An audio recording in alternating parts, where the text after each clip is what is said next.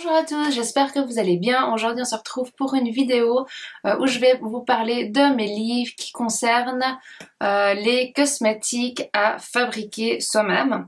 Donc je vais commencer directement par ce livre qui s'appelle Créez vos cosmétiques bio de Sylvie M. Piquion. Je sais pas si c'est exactement comme ça que ça se prononce.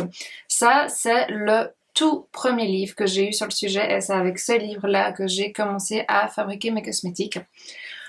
Donc il a un peu moins de 100 pages, et au fait, de 200 pages, excusez-moi, je crois 180 et quelques, 180 pour les françaises.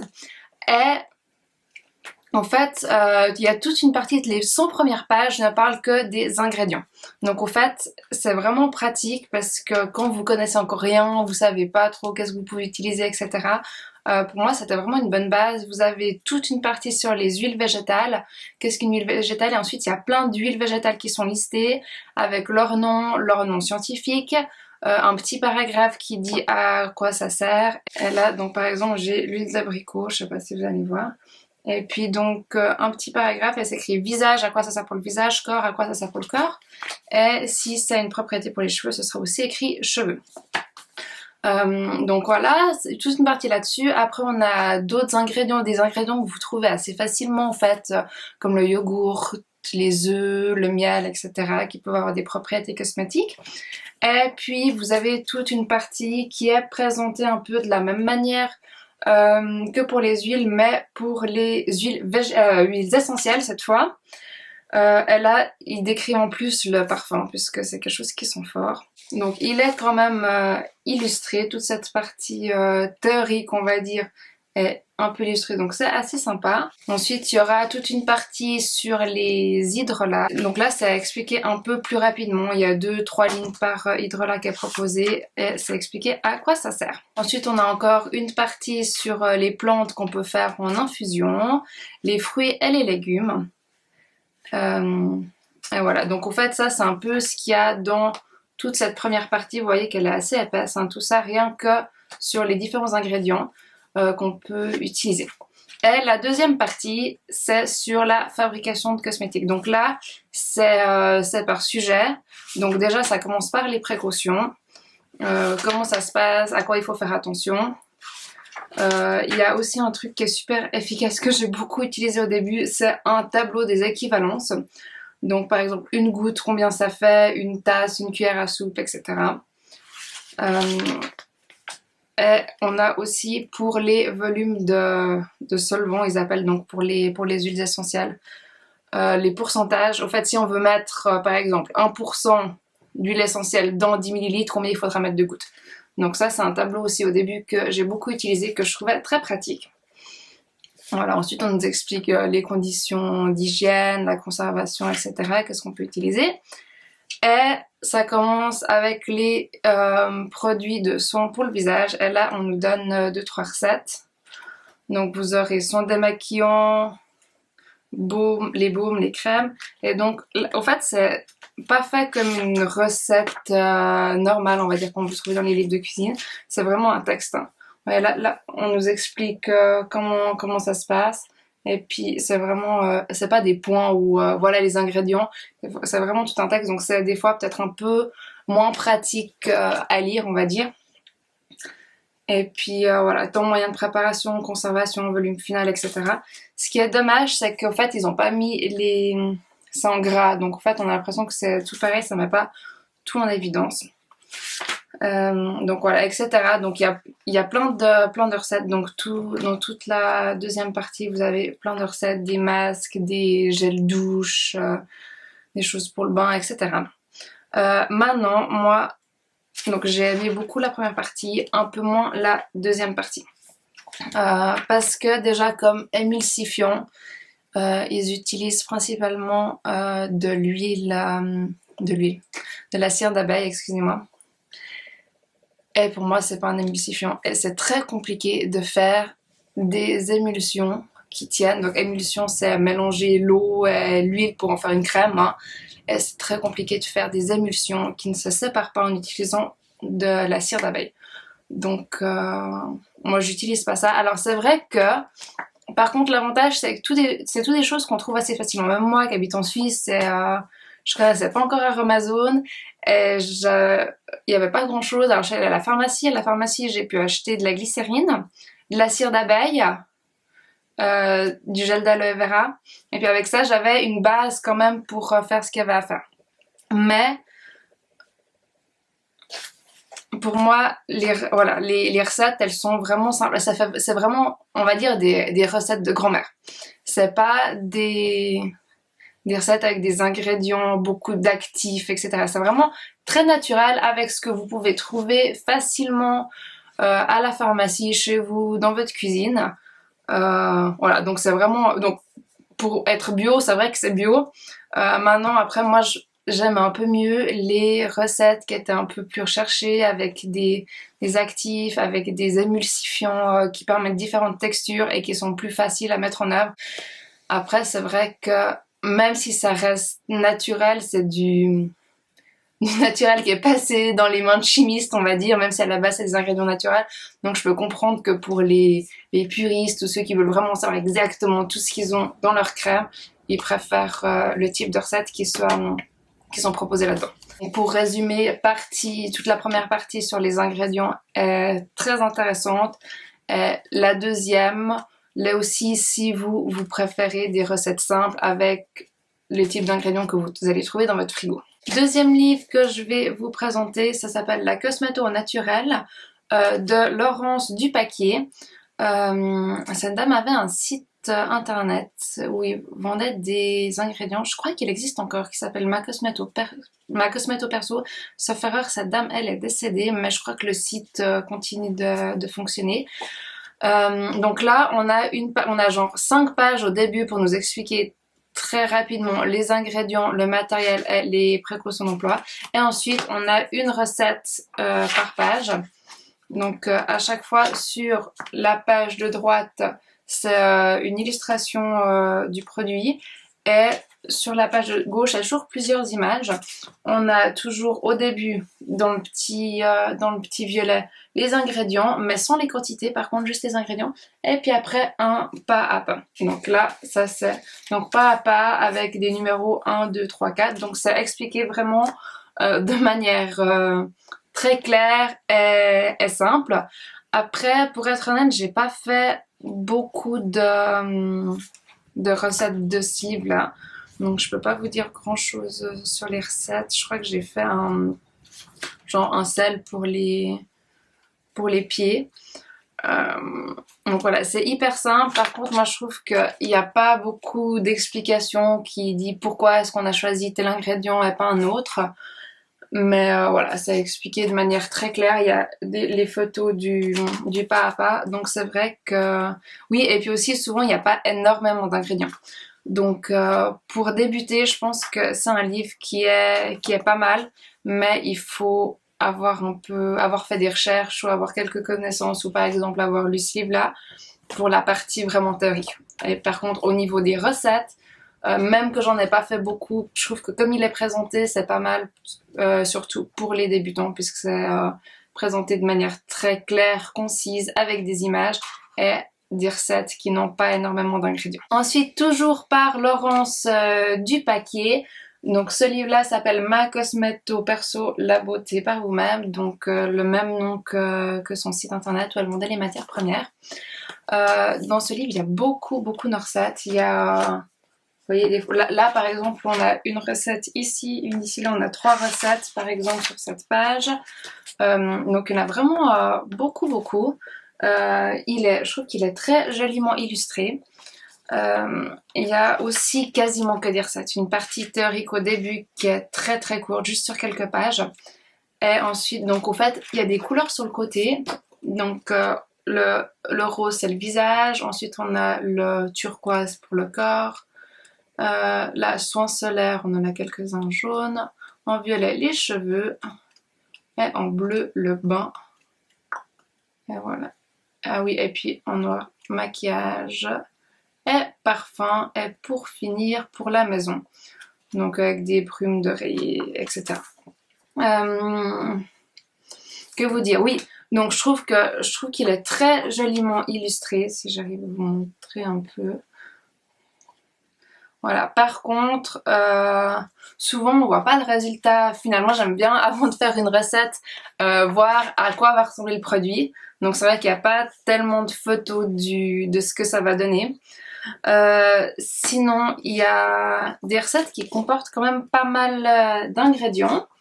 Donc c'est vrai que si vous êtes débutant, vous allez peut-être devoir faire quelques achats pour faire vraiment ces recettes-là ou apprendre à substituer un ingrédient par un autre. Euh, j'ai fait quelques recettes là-dedans, mais pas énormément non plus. Celle que j'ai faite jouait très très bien. J'ai pas eu de problème de crème qui ne tenait pas ou comme ça. Et vous voyez qu'il y a toujours...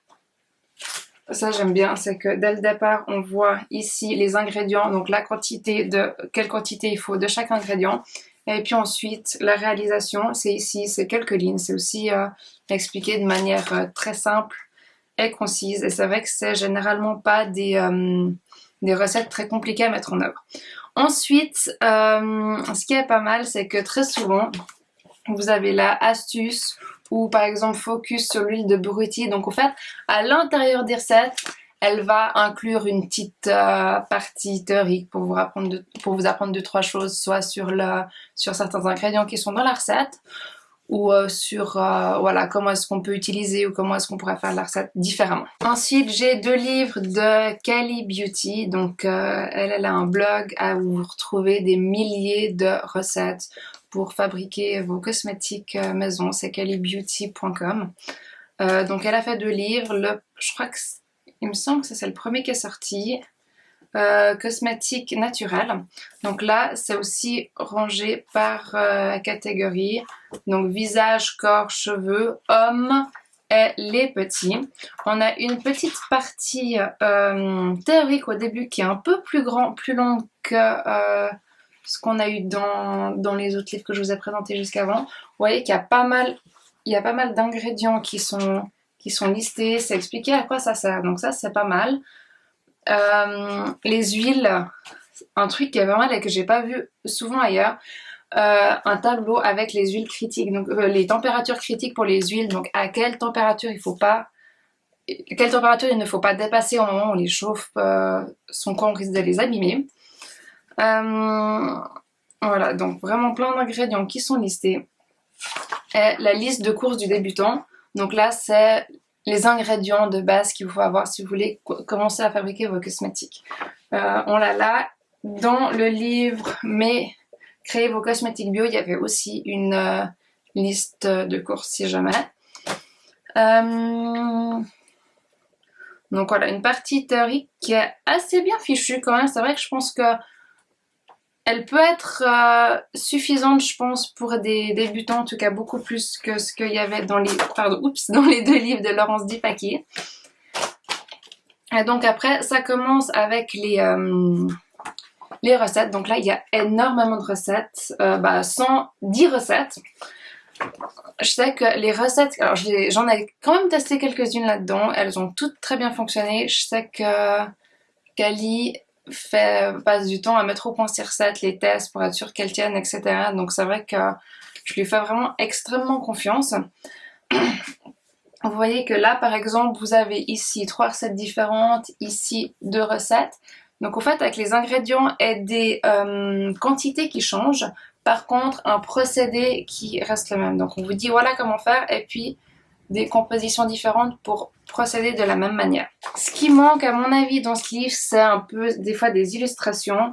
Comme je vous le disais pour le livre précédent, on ne sait pas toujours qu'est-ce que ça va donner, à quoi c'est censé ressembler.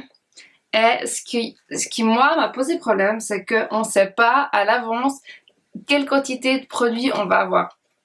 Donc moi j'aime bien savoir avant. Faut qu'on me dise, bah voilà, ça va être remplir un pot de 100 ml par exemple. Comme ça, je peux préparer le contenant dont j'ai besoin. Alors là, on peut bien additionner et puis se dire, essayer de deviner. Mais moi, j'aime bien avoir au début de la recette, voilà, quelle quantité tu vas avoir à la fin. L'autre point, c'est que il faut énormément d'ingrédients différents.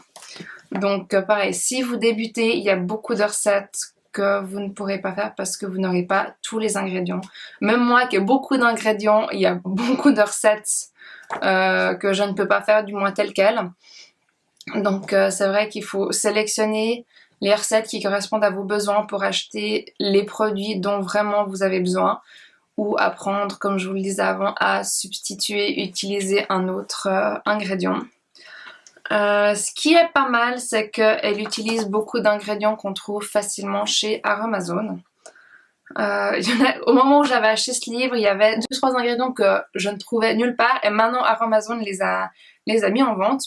Donc normalement, en passant par Aromazone, vous n'avez pas de problème à trouver chacun des ingrédients qu'il faut là-dedans.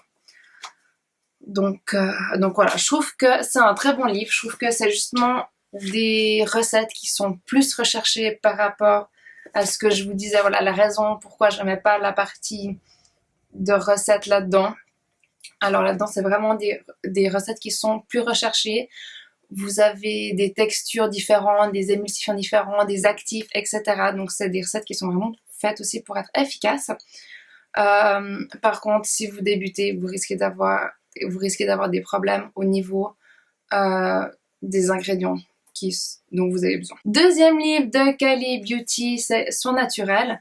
Il se présente vraiment de la même manière que Cosmétique naturel. Il ressemble vraiment beaucoup dans la mise en page, etc. La différence, c'est que c'est donc des soins, donc vous allez retrouver des gels douche, des dentifrices, je vais prendre là, voilà, donc savon, plaisir du bain, donc c'est des produits donc pour mettre dans le bain, des boules, etc. Épilation, rasage, hygiène intime, déodorant, hygiène buccale. Voilà les chapitres qu'il y a là-dedans. J'ai fait quelques trucs, notamment pour le bain, les sels de bain, je les ai fait. J'ai fait des boules pour le bain aussi. Il y a tout qui a bien fonctionné. Et finalement, je ferai un peu les mêmes critiques que pour le livre précédent. C'est-à-dire que on voit pas toujours à quoi ça ressemble au final, même si c'est un petit peu plus illustré que l'autre. Et il y a des fois des ingrédients que vous n'avez pas, surtout si vous débutez. Mais je dirais qu'il y a quand même moins d'ingrédients qui sont nécessaires pour fabriquer les soins que pour fabriquer les cosmétiques. Donc si vraiment vous débutez et que vous aimeriez faire les deux, je vous conseille plutôt de commencer avec celui-là. Et pour terminer, c'est un livre que j'ai voulu pendant longtemps et que j'avais reçu. Bon, ça fait maintenant longtemps que je l'ai, mais ça s'appelle Se maquiller au naturel. Et au fait, c'est pas un livre de comment se maquiller, mais c'est des recettes de maquillage. Donc là, il y a par contre toute une partie théorique qui est intéressante, toute une partie aussi qui explique les couleurs, comment arriver à la bonne teinte, etc. La partie théorique est pas mal, on explique toutes les matières premières qu'on peut utiliser pour faire du maquillage. Et puis après, il y a toute une partie, voilà, avec tout ça, ce sont des recettes. Voilà, à chaque fois une recette par page à peu près. Enfin donc une recette à gauche, une recette à droite. Là, j'ai essayé pas mal de ces recettes. Et au fait, il n'y en a aucune qui n'a fonctionné. J'ai essayé de faire le crayon pour les yeux et j'ai vraiment suivi vraiment au gramme près la recette. Et donc j'ai versé ma préparation dans le crayon et ça n'a jamais devenu dur. J'ai essayé de faire un fond de teint, la couleur n'avait rien à voir, c'était totalement rouge. Voilà, j'ai essayé, j'ai fait plusieurs recettes, je me suis pas laissée abattre après une recette qui n'a pas fonctionné. De toutes celles que j'ai essayées, il n'y en a pas une seule qui a fonctionné. Donc voilà, je ne vous conseille pas du tout ce livre, même si la partie théorique est intéressante. Voilà, si les recettes ne tiennent pas la route, ça sert à rien. Voilà, je vous conseille pas du tout, malheureusement, parce que les recettes sont fausses ou je ne sais pas ce qui s'est passé, mais toutes celles que j'ai essayées, il n'y en a pas une seule qui a donné un produit qui tenait la route. Voilà pour tous mes livres sur la fabrication de cosmétiques. Donc le seul que je ne vous conseille pas, c'est celui-là, Se maquiller au naturel, par Sophie Macheteau. Donc celui-là, je ne vous le conseille pas du tout. Je vous conseille celui-là pour débuter et tous les autres pour avoir plein de recettes en fonction du type de recette et du niveau auquel vous vous situez dans la fabrication de cosmétiques. Moi, personnellement, mon préféré, c'est celui-là pour les raisons que je vous ai expliquées tout à l'heure. Voilà, on se retrouve très bientôt pour la suite de mes livres. D'ici là, je vous fais plein de bisous. Si vous voulez être au courant des dernières vidéos, n'oubliez pas de vous abonner à la chaîne YouTube et aux réseaux sociaux. Je vous fais des bisous, ciao!